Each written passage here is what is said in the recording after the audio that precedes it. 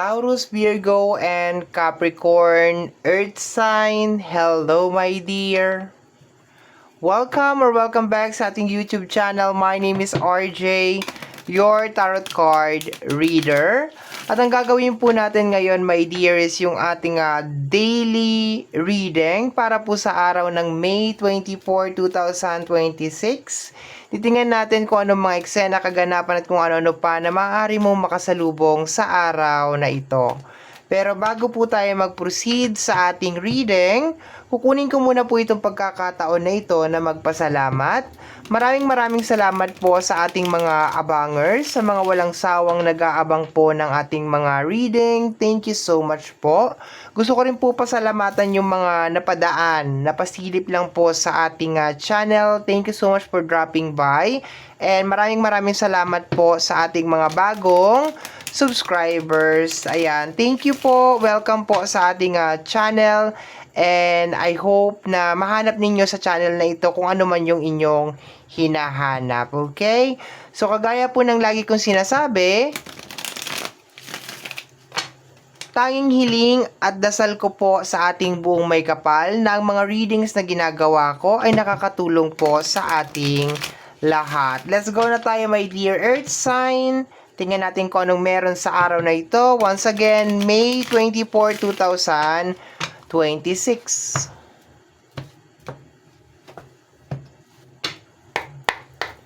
Diamond spread. Umpisahan natin tong reading mo sa pagkuha ng overall energy para sa araw na ito. Earth sign, we have here the Ace of Pentacles. Opportunity to, my dear. Okay, mga opportunities. Okay, mga oportunidad. Posible ding blessing. Okay, baka makareceive ka ng blessing today. Ang ganda ng card na to. Mga new beginnings, lalo na sa usapin ng pinansyal. Ganda, napaka-positibo. So, expected mo, my dear, na maganda tong araw na to para sa'yo. Okay?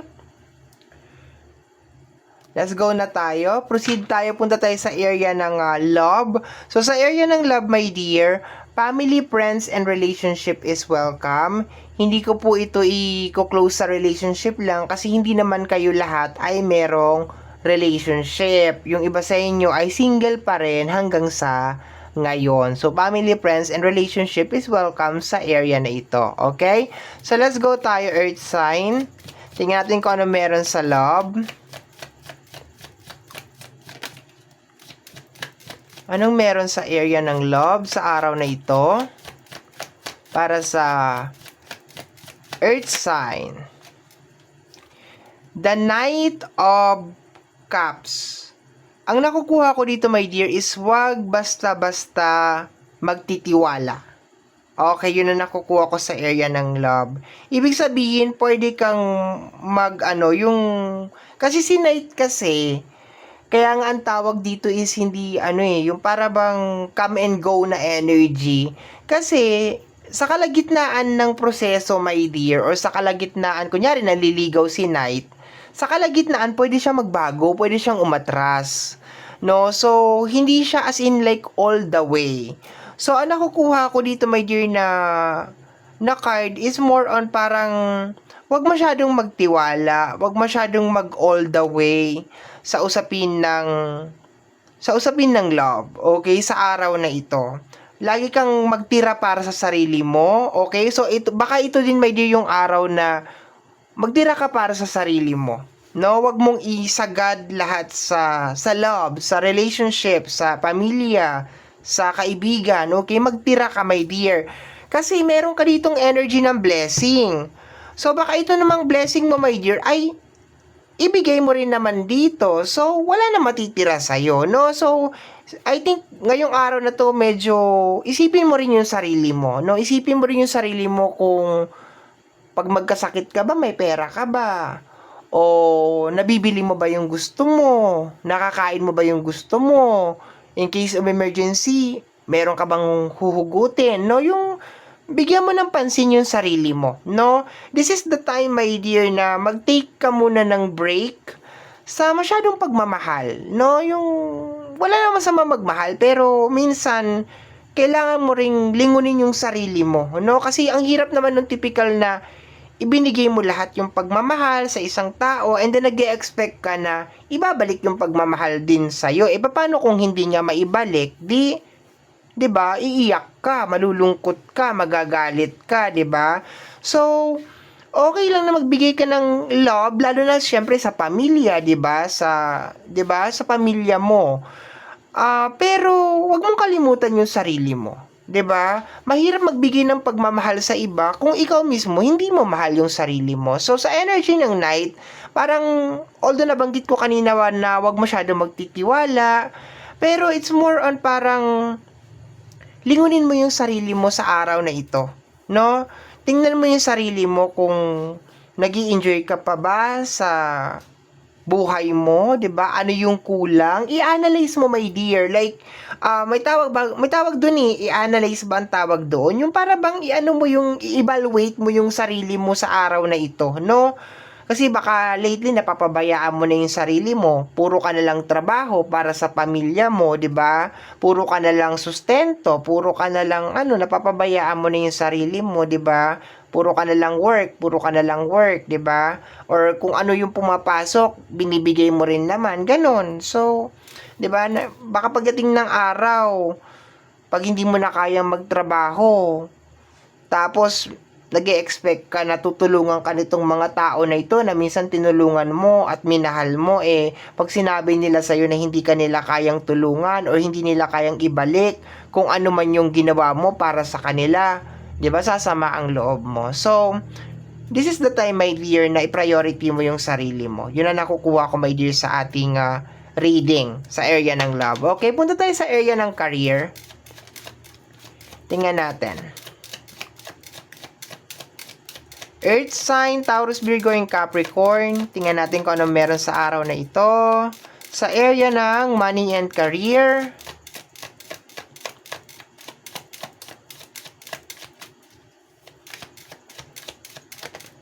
Okay. We have here the Four of Cups. I can feel na parang good news to. Hindi naman as in like 100% na resolve na lahat ng problema mo. Kasi baka yung iba sa inyo mag-expect na, sabi kasi, good news. So, posibleng good news na may progress. No? It's more on parang may progress, may improvement. Baka lately talagang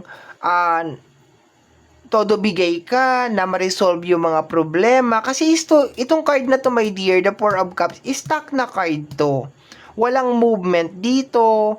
Nakapokus lang si Four of Cups dun sa tatlong cups, which is may kinalaman sa emotional or issue or kung ano. So, baka lately meron kang mga pinagdadaanan talaga sa usapin ng pinansyal. Actually, yung reading mo ng May 23, kung di ako nagkakamali, problema sa usapin ng pinansyal, no? This is a confirmation, my dear, na tama yung effort, tama yung ginagawa mo na proseso para ma-resolve yung problema.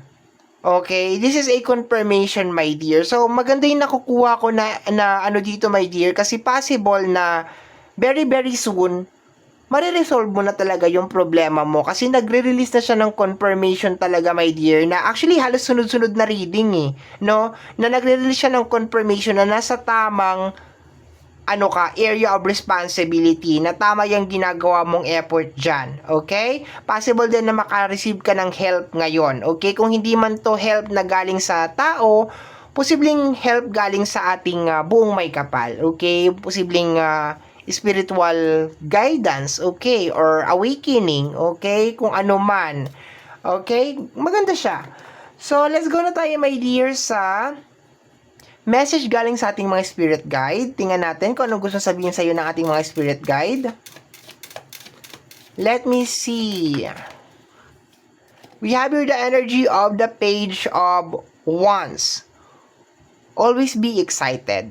Always be excited. Ibig sabihin, panatiliin mo yung passion na yan, my dear. Always be passionate, okay? Kaya ka siguro, my dear, dito tinatapik na, oy, tingnan mo yung sarili mo. Kasi mas masarap, my dear, magtrabaho. Mas masarap mabuhay araw-araw na hindi mo napapabayaan yung sarili mo. Okay, I hope naintindihan mo yung ibig kong sabihin. Kaya pinapahinto ka ngayong araw na to na parang, oy, sarili mo naman ngayon ang intindihin mo, unawain mo, 'di ba? Bigyan mo ng time. Maybe kailangan mo ng rest, kailangan mo ng quality time with yourself, 'di ba?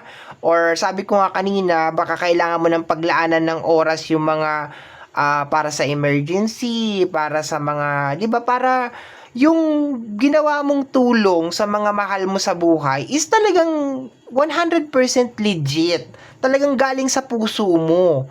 Hindi yung pagdating ng araw sabihin mo kayo nga dyan, tinulungan ko kayo ganito, ganyan, ganito, ganon, nung ako na nangangailangan. Ang lalabas nun, nanunumbat ka na, 'di ba? So ngayon pa lang, ayusin na natin na dapat hindi lang puro bigay sa mga mahal sa buhay, okay? Dapat ikaw din, nagtatabi ka rin para sa sarili mo, pinapriority mo rin yung sarili mo, and sabi ko nga sa'yo, mas masarap magtrabaho pag nakikita mo yung pinagtrabahuan mo or nararamdaman mo rin yung pinagtrabahuan mo, okay?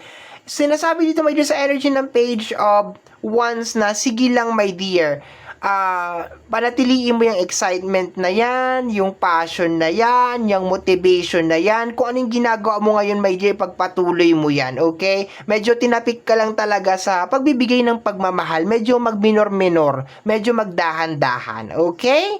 So, my dear Earth sign, Taurus, Virgo, and Capricorn, ito ang nasagap natin na message energy para sa araw na ito, May 24, 2026. Kagaya po ng sinabi ko sa bandang unahan ng ating video, na ang tanging hiling at dasal ko po sa ating bumay kapal ng mga readings na ginagawa natin ay nakakatulong po sa ating lahat. Maraming salamat po. Thank you, my dear.